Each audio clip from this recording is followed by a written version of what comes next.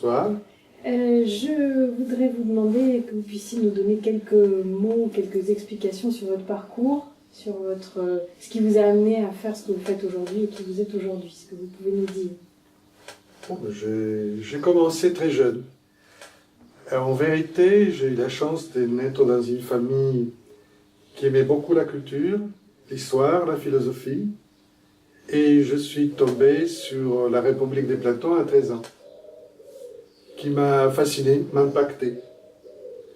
Et toujours, donc, j'étais intéressé par la philosophie et l'art.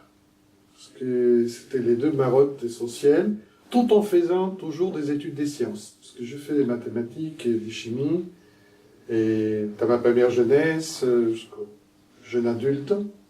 Mais petit à petit, c'est la voie des sciences de l'homme qui m'ont de plus en plus attiré. Je suis parti de Buenos Aires, où je suis né, très jeune, et je me suis installé en France.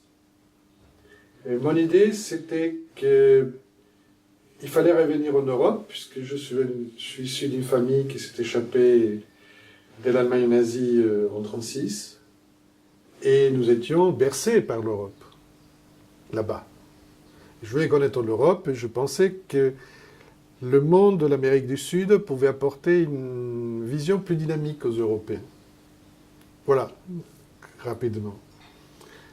En France, j'ai d'abord été à Lyon, j'étais maître de conférence, et parce que, heureusement, je parlais bien l'espagnol, langue maternelle.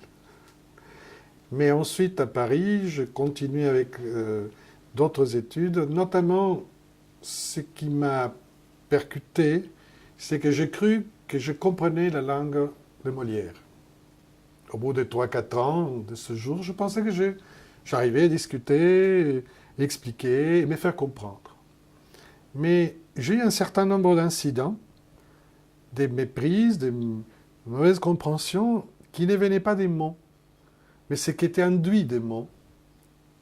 Et d'un coup, je me suis dit, mais finalement, je sais lire, je sais écrire, je peux lire un livre, mais je ne comprends pas ce qu'ils disent. Pourquoi je ne comprends pas pourquoi je comprends de quoi ils parlent, ou pourquoi je ne suis pas compris. Et comme à l'époque, j'étais aidé, pris en pitié, peut-être au déclin de Roumain et de Paris, donc Ionesco, Lucie Eliade et d'autres. Et Eliade m'a envoyé chez Gilbert Durand, qui est le grand maître de l'anthropologie de l'imagination. Et bien sûr, quand je discutais avec lui, je compris que mon orientation devait aller vers l'imagination symbolique et surtout sur les représentations mentales qui vont au-delà du langage. Et je me suis spécialisé là. Et je suis devenu, pendant 25 ans, responsable du module de l'anthropologie de l'imagination à l'école d'anthropologie de Paris. Et bon, et donc ça m'a permis de me situer totalement autrement. Et c'est donc grâce à ma difficulté à comprendre la mentalité française, venant de l'extrême sud, que finalement je suis tombé sur ces méthodes, ces enseignements qui m'ont énormément aidé. En même temps, comme j'ai toujours eu ma base philosophique, j'ai pu créer une école de philosophie à la manière classique, ou plutôt pratique, pour essayer de relier les enseignements d'Orient et d'Occident. Et d'abord à Lyon, et ensuite, maintenant, il y a une dizaine d'écoles qui fonctionnent en France. Donc c'est avec justement cet ancrage dans l'anthropologie de l'imaginaire que je voulais vous poser la question, dans notre rubrique, quel avenir vous voyez pour l'humanité? Et donc je me suis dit, qu'est-ce que ça évoque pour vous? Qu'est-ce que ça vient questionner? Qu'est-ce que vous avez envie d'en dire? Bon, en réalité, votre question m'a beaucoup interpellé, parce qu'aujourd'hui, nous vivons une époque où tout le monde passe au présent et pense que l'avenir n'a rien à apporter. Donc c'est très difficile de parler du futur, notamment aux nouvelles générations, je parle, qui ont peur de l'avenir. Et devant la peur de l'avenir, on se replie. Donc je me suis dit, bon, c'est une question importante, en même temps inquiétante et intéressante. Donc voilà la première réaction. Après, je me suis dit qu'il faut rappeler que nous vivons la société ou la collectivité qui représente la projection de notre croyance. C'est-à-dire, nous ne vivons pas d'une façon anodine dans telle société. Les problèmes que nous avons, ou les solutions que nous avons, sont en rapport aux croyances qui dans le passé se sont exprimées, qui sont cristallisées dans des comportements, des habitudes, des cérémonies, bon, des façons de faire. Et à la fin, nous croyons que la réalité est celle qu'elle est, mais en réalité, c'est une réalité qui est due à notre manière d'imaginer le monde, ou de nous projeter par rapport à ce qui est la société, l'être humain, etc. Donc c'est le produit des croyances. Je ne parle pas d'une croyance religieuse en particulier. Ce que chacun croit, les gens disent « je crois que, je pense que ». Oui. Et nous vivons aujourd'hui une époque où le système de représentation de la réalité qui a fondé nos sociétés actuelles, qui était basé sur la raison, sur la modernité, sur la science toute puissante, etc. Aujourd'hui, ce modèle s'effondre. C'est ça le problème, entre guillemets, la situation qu'on vit.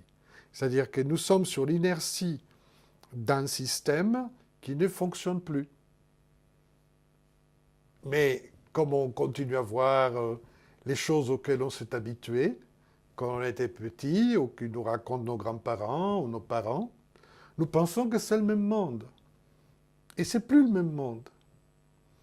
Donc nous sommes en superposition de mondes en ce moment-là. Et d'imaginaire par conséquent. Donc il y a des luttes d'imaginaire. Parfois elles sont conscientes et parfois totalement inconscientes. Donc en pleine transition.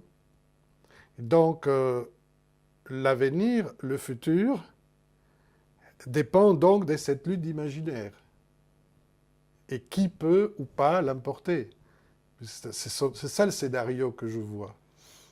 Sans être prophète, parce que je n'ai pas d'idée exactement comment les choses vont se passer. Mais si on étudie, si on analyse ce que tous les spécialistes expliquent, y compris ce qui tient du système, ils parlent tous d'un post-capitalisme, d'une post-modernité, d'une post-post-post. C'est-à-dire quelque chose qui ne sera plus comme avant, sans qu'on sache exactement comment ça sera. Et ça nous, évidemment, ça situe les gens dans une posture difficile, puisqu'ils se rendent compte, de manière directe ou indirecte, qu'il y a quelque chose qui va changer, mais ils ne savent pas exactement comment changer, ni qu'est-ce qui va changer. Voilà ce qui m'évoque la question. Alors, par rapport à ce que vous dites, justement, ça rentre clairement dans mes travaux à moi, donc je me permets de rebondir. Effectivement, on a cette modernité qui s'effrite, on a une post-modernité qui, pour moi, est un entre-deux paradigmatique pour faire émerger la troisième option, une émergence d'autre chose. Alors moi, je l'ai nommé néo-renaissance en écrivant SENS à la fin. Chacun le nomme à sa façon, c'est pas le propos. Mais pour moi, effectivement, tout ce qui est de l'ordre du poste est quand même complètement collé au paradigme d'avant. Donc c'est une réaction, d'accord, mais c'est un peu une réaction adolescente. Et donc la question, c'est qu'est-ce qui va émerger après? Et là, on est vraiment dans une rupture. C'est-à-dire que autant l'un est en réaction à la même chose, autant ce qui émerge est radicalement différent. Donc ce qui m'intéressait effectivement à vous interviewer, c'était vos travaux autour du sacré, et je postule qu'on est doublement hors sol, c'est-à-dire qu'on est à la fois hors sol, si on prend les propos de Pierre Rabhi, par rapport à notre ancrage avec le vivant, avec la nature, avec la terre, c'est-à-dire qu'on est coupé en tant que citadin physiquement, littéralement de la terre. Du coup, on est coupé de ses rythmes, enfin bon, ça c'est ce hors sol-là, mais je postule qu'on est aussi hors sol au niveau symbolique et sacré et transcendant, et que ça a cette double coupure de nos racines a une incidence. Donc je vous laisse continuer. Non, mais je suis d'accord avec vous. L'incidence des hors-sols se voit, puisque nous sommes devenus les plus grands pollueurs de notre propre terre. Donc les gens se rendent compte petit à petit qu'il y a un hors-sol. Mais le hors symbolique, le hors transcendance ou sacré, et la sensibilisation est moindre. On le ressent, mais on n'arrive pas à les conceptualiser globalement. Et surtout, on ne voit pas à quoi ça sert. On n'a pas encore Oui, compris la puissance et l'importance absolument. de l'imaginaire, du symbolique et du sacré.